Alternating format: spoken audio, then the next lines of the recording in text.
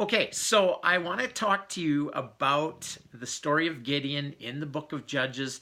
We were talking about this context in the previous episode, and one of the things that I just want to refresh in your minds is that they are in a period of about 6 up and down cycles, 6 cycles of disobedience and oppression. And then what happens is God raises up a leader, delivers them from the oppression. They worship God for a while, and then they fall back into their old habits and old routine. And that is the problem that they're faced with. And this story of Gideon is so amazing because of several things that happen. And so I want to kind of go over them and share some of what has meant something to me, the stuff that's really grabbed my attention and I think will be useful for you. And so in Judges chapter 6, Gideon is basically he's threshing wheat. So again, I want to just rehearse what I said before in that Gideon and the Israelites in general in his area are oppressed by the Midianites. And the Midianites are just ravishing the land. They're leaving nothing behind. It's just a mess. It's awful. And what Gideon's actually doing is he's threshing his wheat in a wine press. Okay, which is totally unusual, not the right thing to do. Because when you thresh wheat, you've got the kernel of wheat, and then you've got the covering of the wheat and the chaff, right? And what you want to do is you want to be somewhere where it's windy, so that when you toss the wheat up into the air after you've been rubbing it and everything, then the chaff gets blown away because it's lighter, and then the wheat, the kernels remain, and then you can, that chaff isn't in the flour that you're making, right? But he's not doing that. He's not up on the hill, because if he goes up on the hill, if he does it where it's windy or whatever, he's going to be seen, and the Midianites are going to come and take all the wheat, and they're going to make a mess of things, right? So Gideon is actually in a hole, which is where you'd normally have a wine press, down lower, and that's where he's threshing his wheat. And so the interesting thing is, and I explain all that because Gideon is just trying to survive. Does that resonate with you? Sometimes it just feels like we're just trying to survive, and God shows up. And it says, the angel of the Lord came and sat down. This is so beautiful.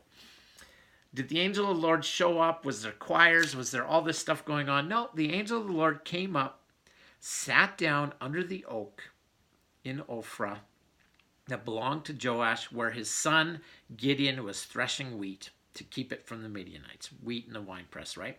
When the angel of the Lord appeared to Gideon, he said, "The Lord is with you, mighty warrior." Now, that's just amazing, first of all, because he calls him mighty warrior.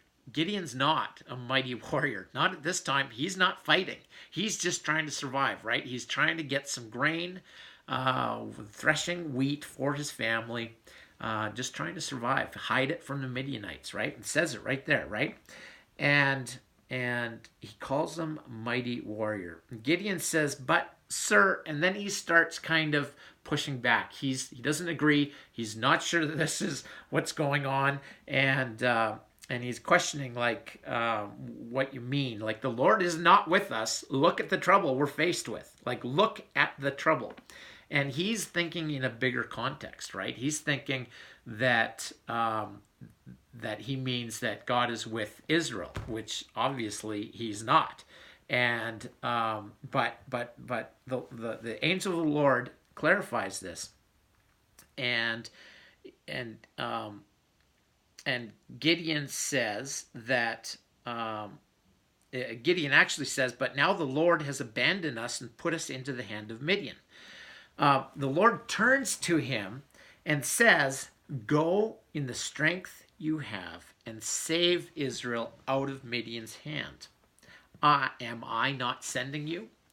And this is an amazing thing to me, because he says, "Go in the strength you have." Okay, Again, Gideon is just a farmer. He's just trying to survive. He's trying to hide what he's doing from the Midianites. The Midianites are obviously just making a mess of things.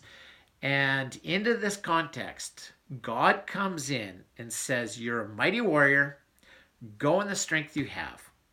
And Gideon says, "I can't save Israel. My clan is the weakest in his tribe, Manasseh, and I am the least in my family." Like, you got the wrong guy, right? And this reminds me of when Jesus feeds the 5,000 in John chapter 6 verse 9. Jesus feeds the 5,000, and the question is, they look around. Well, do you have any food to feed all these people? And they look around and they find some loaves, a couple fish, just like nothing, just a few loaves of bread. And they say, this is what we found, but how far will they go among so many? And the interesting thing is that Jesus doesn't create food from nowhere. He looks for what we've got, and then he works with that. And in this case, God didn't rescue Israel from nothing. He starts with the weakest, okay? And that is so beautiful, because sometimes I feel so weak. I feel like, how can I do any of what I feel like I should be doing? How can I make any of this stuff happen? Like, how can I carry out the vision that God has given me? God has given such a big vision, and yet I'm so small. I'm the least. Like, I don't, I feel with Gideon here. I feel with him. And the answer of the Lord is simple but powerful.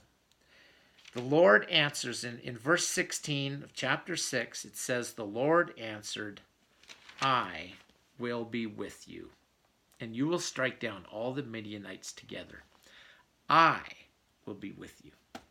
And that's today's lesson. That is the thing that echoes to me from, what is this, 3,500 years later. I will be with you. And I have meditated on this phrase over and over. It comes up all the time in the Bible. It comes up all the time. I've got notes on it's just the number of places that it comes up. One of the key ones is in Joshua, but it comes up all the time. Joshua, Genesis, Isaiah, Jeremiah, Matthew, Exodus, Deuteronomy, Judges, 2 Chronicles, 1 Chronicles. Every time I read that in the Bible, I make another note on one of the pages in my Bible, because it is such an important point. It's such an important thing to recognize that God is with you. And you may not feel like you can accomplish anything. You may not feel like you're the strongest or the best, or you may feel like you're the worst choice for this. But God says that doesn't matter. All I need is for you to obey, because I am with you. I am with you. Over and over again. Get that into your head, Gideon. I'm with you. It's not the last time it's mentioned, because it's a universal truth. God is here. He's with you, so you can move forward in faith. And we'll talk more about what Gideon does next, and that maybe will be for another episode. So thanks for listening. I appreciate you, and so please share if you're enjoying this. Please share it. That's the only way this kind of gets out into the wild, so I appreciate you. And so thanks a lot, and remember that God is with you.